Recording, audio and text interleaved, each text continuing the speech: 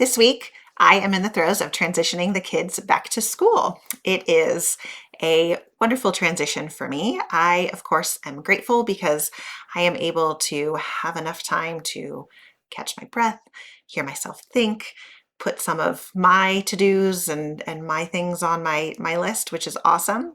But I feel extra blessed because I am 4 for 4 with kids loving going to school. I've got some who really enjoy being in the classroom and like the academic stimulus and being challenged. And I've got some that are just really happy to go see their friends and get out of the house, get away from their sisters, all that sort of thing. But either way, it helps a mom's heart when she's sending her kids off to school and they're so happy to be going to school and really thriving and doing well there. And I really appreciate that I get to get back to my regular prayer routine, get the kids out the door onto the bus, and then I sit down. And on typical days when I don't have anything else right away going on, I spend usually about like 30 to 40 minutes on a morning prayer meditation, and I spend time with the daily gospel. And it's such a gift for me to have that quiet, uninterrupted time with the Lord. And of course, all summer, I didn't really get to that. I have a goal that I set for myself prayer wise over the summer when I'm 24/7 momming.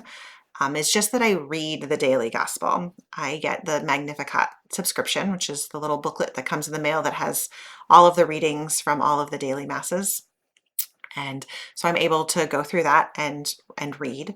And there were a lot of days, many days that I was able to spend time with the gospel and do prayer, do Alexio Divina, do some meditative meditation, which of course I am grateful for and I love.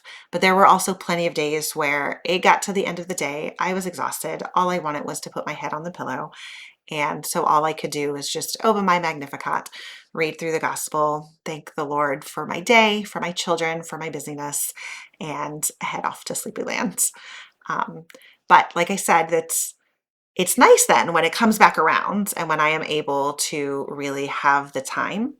And it's a interesting thing because when we don't have something for a while, then it helps us to be so much more appreciative of it when it comes back around. I find that, right now I'm really relishing and just loving my prayer time in a way that I imagine that if my kids were all grown and out of the house and my schedule didn't really change much over the summer and I was just doing my consistent prayer time all summer long, I imagine I probably wouldn't be feeling this same way.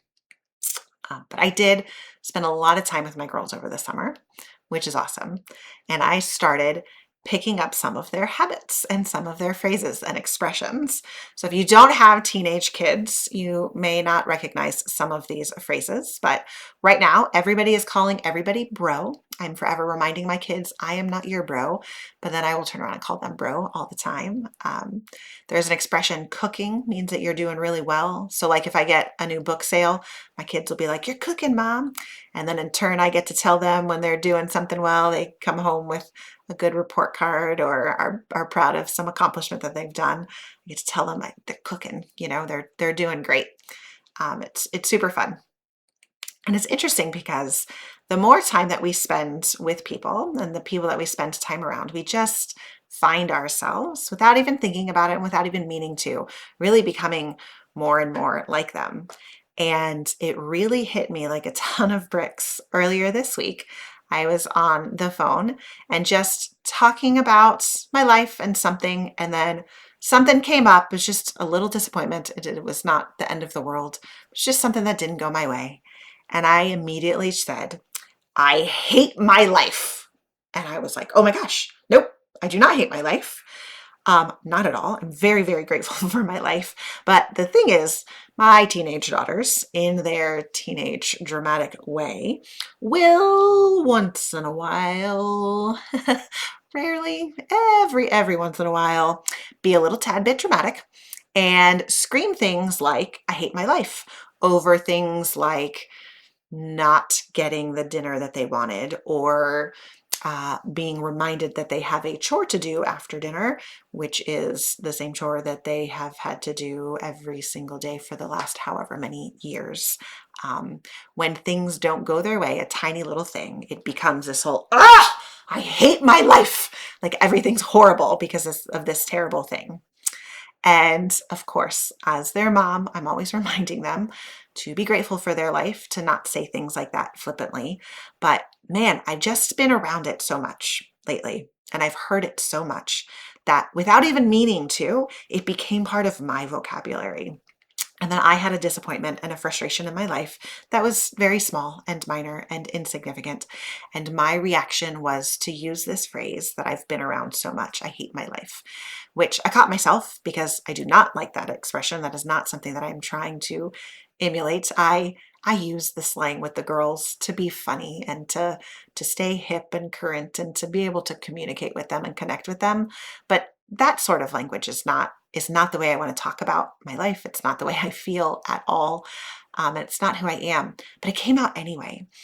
And it just got me really, really thinking about how important it is to be discerning with the people that we spend our time with, the content that we're reading and listening to, the shows that we're watching, and the movies that we see. All of these things are having a profound impact on us, even if we don't know it, even if we don't recognize it.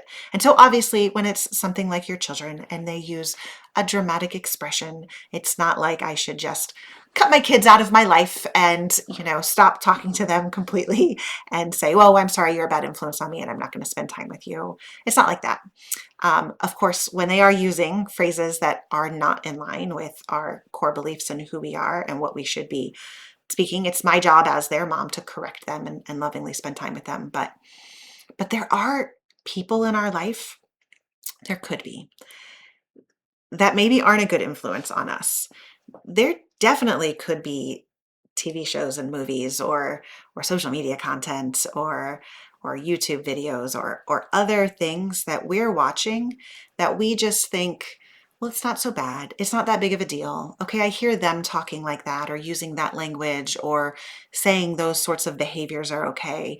But but I know that that's not right. That's not what I believe. That's not how I talk. That's not how I think. And so we separate ourselves from it, thinking that it's not having an impact on us. But the reality is, when we spend time with anything, people, content, any of this stuff, it is it is it is sinking in. It is impacting us. It is changing us. It is becoming part of who we are. And so as Christians, we have an obligation to make sure, to the best of our ability and as much as we are able to really make sure that we spend our time being around people and taking in content that is in line with who we are as Christians, the values that we stand for, and the kind of people we want to be. Because the more that we spend time with holy people, people who are not perfect, because that doesn't exist, but the people who are striving for holiness, the people who make Christ the center of their life, the people who accept the crosses that they are given and rejoice over the blessings that they have, the more that we will just start to naturally do that. Like it'll just happen.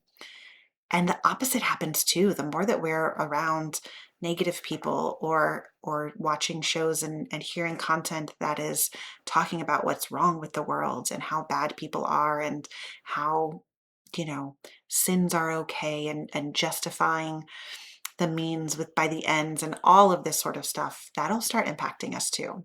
And so you get to choose. So my encouragement for you this week is to really just take a step. You don't have to make any changes right away, but just observe.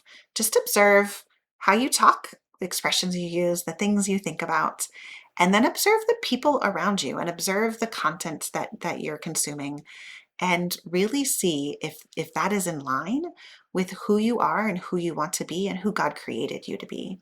And if so, praise God. Pray a blessing over those people and over that content. There is such good stuff out there, and it is a wonderful blessing, and you should give thanks for that.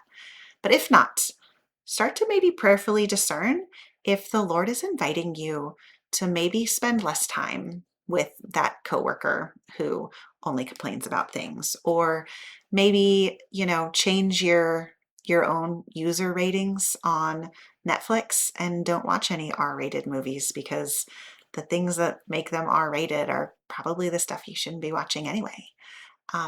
Maybe you're being invited to cull the herd a little bit in that way, so that when stuff happens and you have an expression, it's not that you hate your life, but that you love your life and are so grateful for your blessings. That's all I have for you this week. I'm Maria Riley, just a sinner in the throes of trying to be a saint.